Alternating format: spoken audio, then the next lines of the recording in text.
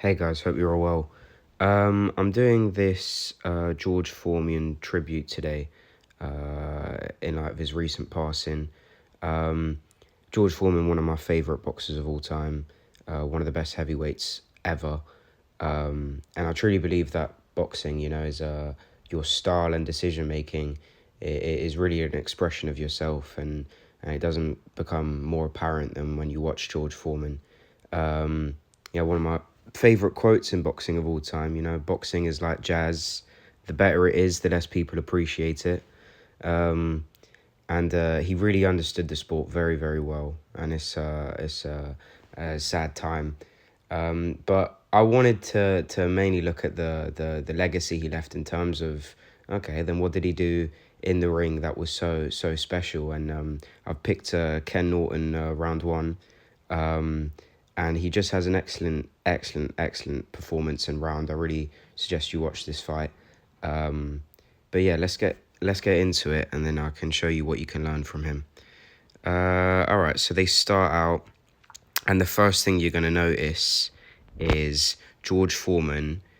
His looks were very geared towards parry looks and sort of frames. Okay, so if you see how he steps out just now, he's gonna come out, sort of waves his leave arm about, and then look how he tries to almost put his right glove into the air between him and Ken Norton as the parry look, just to say, okay, let me control your jab. Okay, let me just take away your jab. Okay, so he's just saying, okay, let me do that.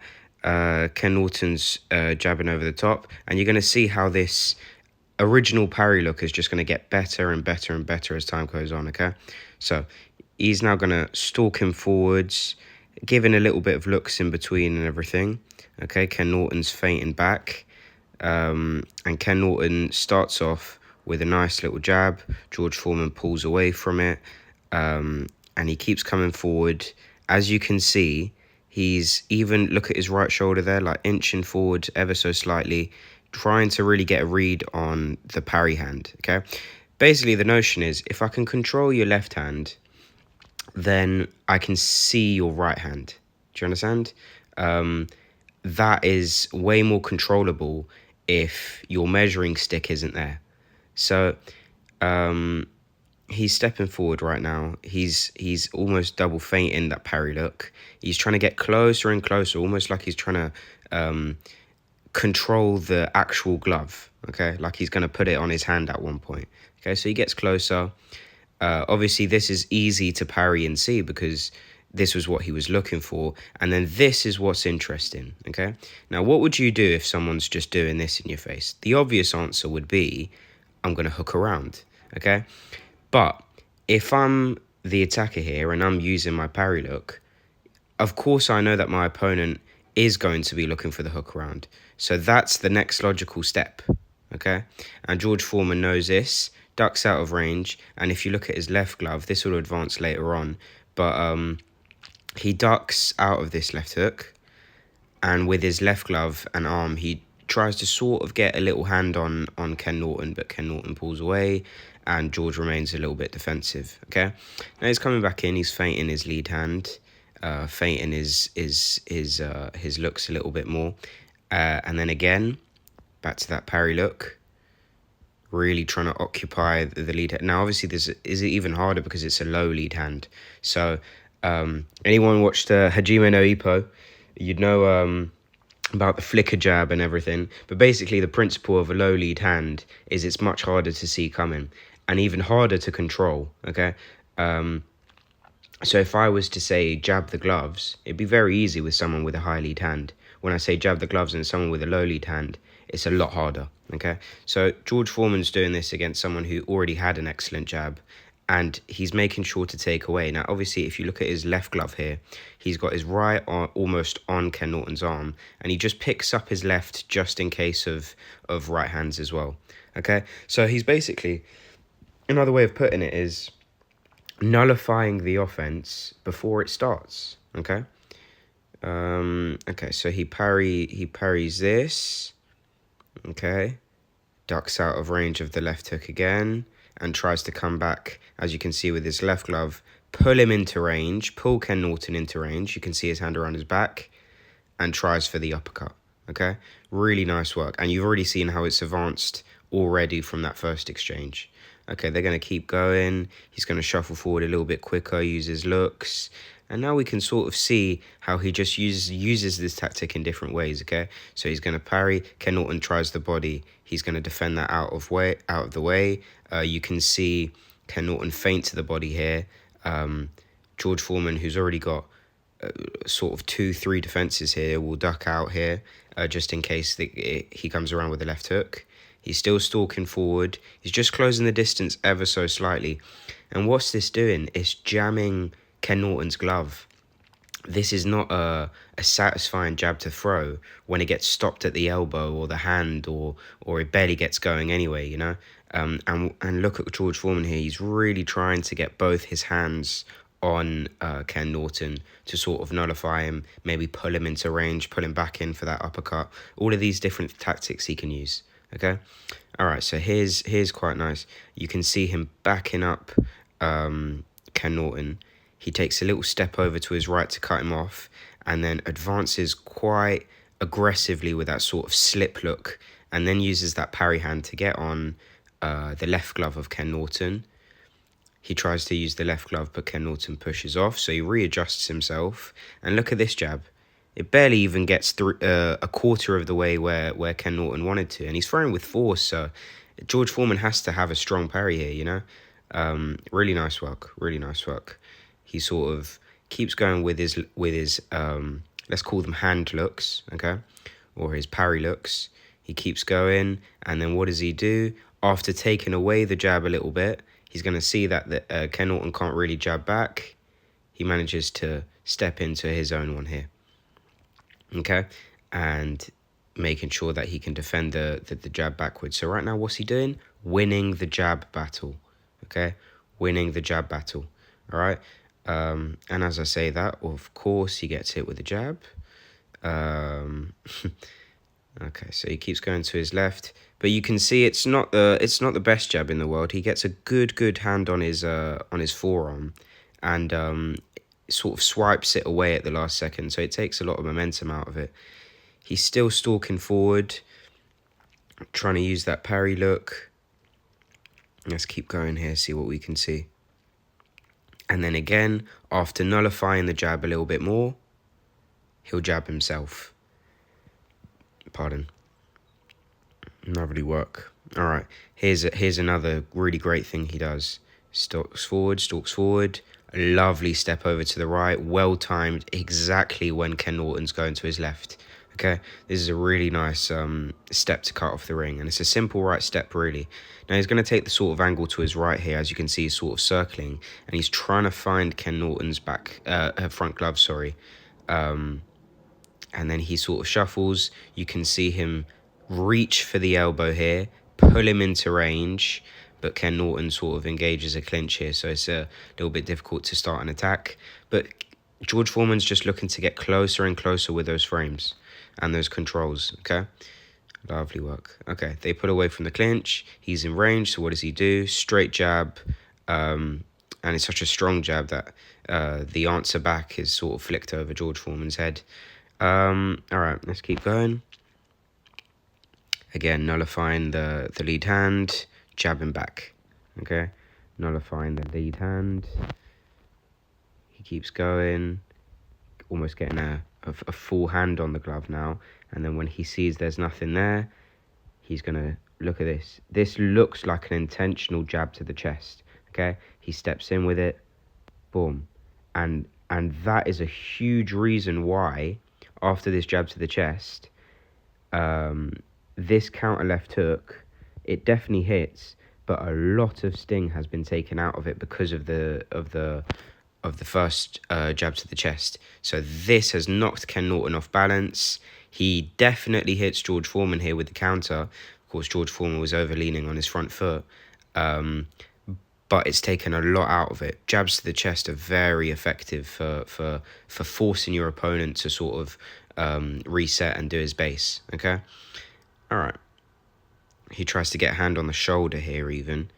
Doesn't really work. But what happens here? He tries again. You can see him look for the parry. Oh, it's not there. That must mean a left hook, and bend at the waist, duck out of range. Incredible work. And then just straight back with the frames, making sure Ken Norton can't get closer. Just really good control of the range. Okay, let's keep watching. And after that, he sort of pulls him in to the left hook. And then again, stops him at this range. Make sure he has an arm. He has his right arm on Ken Norton's left, making sure he can't counter back. Okay. He steps to him quite aggressively again, this time with a parry look and a lead hand touch, just to make sure that the right hand isn't thrown. It's very, very aggressive. And then what does he do? Inches forward with the parry look, slips off to the left, and tries for a left hook. And it kind of just hits him under the arm. Okay. And then again, same thing, walks him down, slip inside the jab, and come up with this sort of left hook uppercut, if you will. And then cuts him off beautifully again. What does he do here? Jabs the face, tries to get closer, right hook to the body, left hook to the head. Okay, let's watch that again. He jabs to the face, Ken Norton tries to push him off a little bit, but he steps into this right hook to the body. Look how much intent there is there. Almost swings his body upwards, and then as he regains his balance, throws the left hook to the head and tries for the uppercut again. Wild punches, but that's just one point. You have to see who's throwing them. All right, let's keep going. Good, lovely feint there at the end of the attack. So he throws this right uppercut, and then Ken Norton backs off, and then he just feints him around to the body, just as he's hit this counter before, this little slip inside and hook. Now all he has to do is feint it. Okay, boom, and then it just gets Ken Norton to reset. He goes into his left. What does that do? Gets him closer to the right side. And George Foreman, as he moves to his left, is going to hit him with this great body shot here. And then as he falls in, use his forearm to sort of push off Ken Norton and make sure he fights at the range he wants to. As soon as he gets back into long range, this great heavy jab here. And he sticks it, you see? He jabs, sticks it a little bit, finds the guard, and then comes up with this right uppercut and left hook. Now, obviously, he charged that left hook a little bit too much and gave Ken Norton a split second to get under it. After missing this left hook, though, he's going to put on his head and try for the right uppercut. Yeah, this is... now, I wouldn't recommend trying this in the amateurs, I'll be honest. But it's always interesting to see what was effective for pro boxing at that time. We have to study the history as well. Okay, this keeps stalking forward.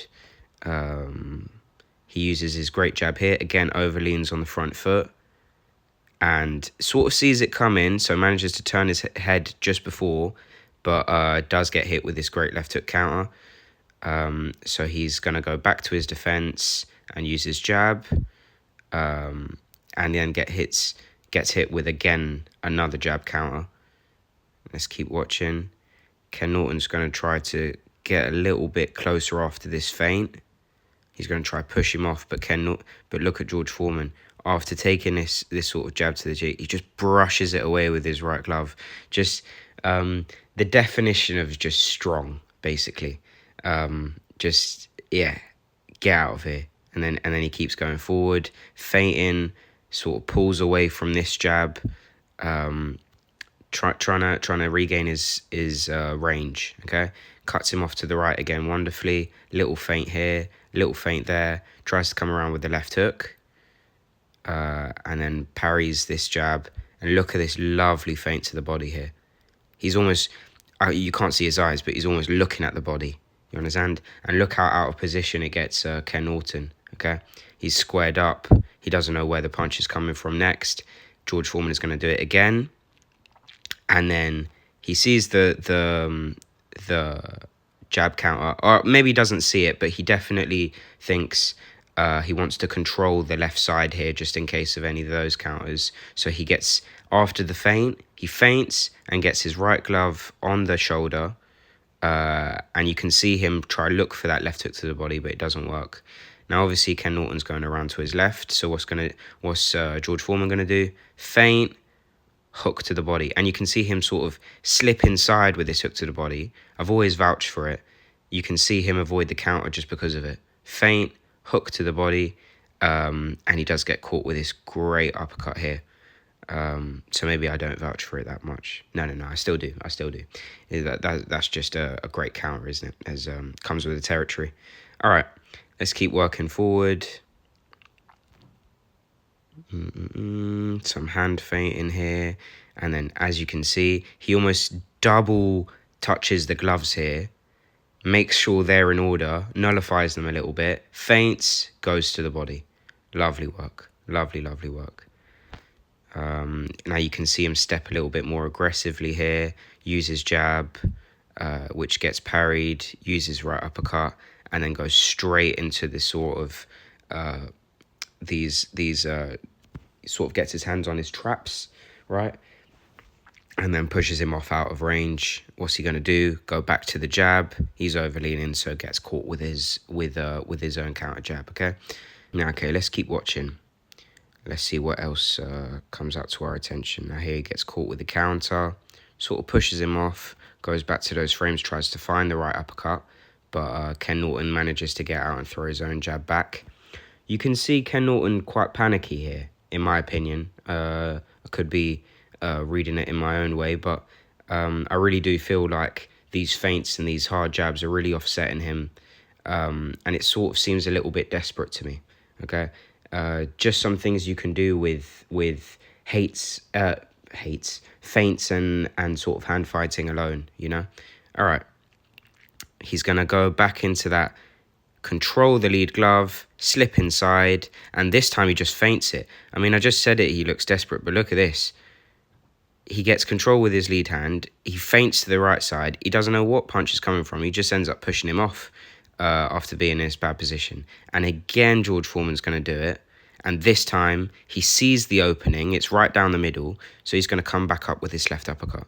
And then what is he going to do?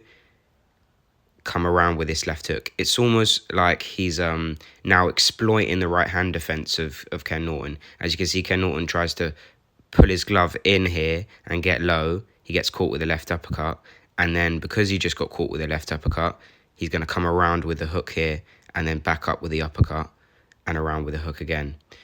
Quite good punch selection. Really nice punch selection, okay? Now, Ken Norton gets out of range here, so George Foreman tries to come back in. He tries to swipe away that lead glove and try come back in with the right hand, and now it's getting mad wild. Ken Norton shows some pretty good defense there just to get out of range with that pull, and as he sees George Foreman with his hands down about to engage, he catches him with his left hook coming in. Now, if it wasn't George Foreman, hands down at that close range that punch would have been very hurtful, you know, and it still probably was, okay? So he shuffles forward, again feints to the body. Once he sort of like freezes Ken Norton in place with this feint, he then tries for the left hook, okay? Then what happens is he uses a couple of hand controls here, just 1, 2, just to sort of regain the range, and Ken Norton jabs in between of that, okay? All right, he's going to keep with his looks forwards and his jab, okay? Let's keep going. Lovely double jab there. Ken Norton breaks his base, goes off to his left. Right step by George Foreman, and what does he do straight after the right step? He sees that Ken Norton's still not regained his base, so he just hits him with a good jab there, okay? And another good jab, and then after this triple jab almost, 1, 2, 3, and then tries for the right uppercut, okay? It misses, and Ken Norton steps back into the ropes, so he just goes 1, 2, and 3, okay? Now, this is a little bit heavy loaded for me in terms of a 3, but If you're that powerful, why not? And of course, he's confident in his ability to avoid the counter from these sort of, look at this angle change here. So he throws the free, and then he almost inside pivots. Now it's not it's not the cleanest inside pivot in the world, but he just takes the lead shoulder of Ken Norton. Ken Norton's trying to readjust, and he tries to sort of get a control on his shoulder. Okay. He's trying to come forward again with his looks a little bit, some hand fighting there. Now what does he do? Right glove on the right of Ken Norton and tries to go around with a hook. You can imagine how hurtful this shot was, even if it landed to the gloves. And then pulls away from his right shoulder from that left hook counter. And then look at this. Again, gets his left glove on the right of Ken Norton, controls that right hand, and then whips him up. Ken Norton almost jumps up from this uppercut, and as he moves to his left, George Foreman tries for the right hand, but he slips away of it. Really nice work. He comes forward, parries that, tries to get two controls here, changes it to a little frame, and then tries for the right uppercut, but gets caught by the jab. And again, he's just brutally coming forward with these controls and hard twos and threes. Okay, you see him feint here, go back down to that body. You see him stalk forward again. He's hand fighting, making sure he's occupying the lead glove. And then look at this pretty good lead hand work. I think he touches here, comes around with a hook, and then the two. Okay. And then he gets controlled and sort of left hooked here. But he's standing his ground, left hook around, right uppercut around, and pushes him off. And tries to pull him in, for this right uppercut. Okay, let's watch these last 10 seconds. Now he's controlling the lead hand again. He's feinting his own, slipping inside, using great looks here. He feints here and then jabs, okay, from a low position. Gets close, sort of wants the right uppercut, can't find it. Ken Norton regains his base a little bit. Off finishing that, George Foreman straight away goes for a jab. Okay, a nice little double jab there, but gets caught with a counter. And then what does he do here? Ken Norton tries to slip inside and go to the body, and George Foreman straight away gonna try to get control of his head and shoulders. And sort of lean in perfectly to sort of make sure this avoids, okay? And then he's going to come forward, and that's the end of the round, okay? But yeah, please watch this fight. It's a really good one. It ends in the next round, but it's a really good performance for George, and you can see this round was the setup for what eventually happened, okay? Really brutal but excellent boxing, in my opinion. It's exactly what you could do back in those days. And if you were going to be a heavyweight, then you might as well learn to be using your hand controls and your frames instead of your feet, which you aren't naturally as fast with, and your reflexes, which again won't naturally be as quick. You still see a lot of people use these tactics. I mean, and if you want to tell me, oh yeah, but you won't be able to get away with these sort of things in modern boxing, I'm sorry, but there's so many boxers who still use it. I mean, Floyd Mayweather still uses them. Tyson Fury still uses them. There's a load of boxers that still use them. So this was the not originator, I won't say, because wrestling has always been a big part of boxing work and clinch work and everything like that. But he's one of the best to ever do it, and it was really a different mindset and a different sort of style that he put on the ring, you know. Anyway, I hope you enjoyed that, guys. Happy training, and yeah, we'll be back for the next one.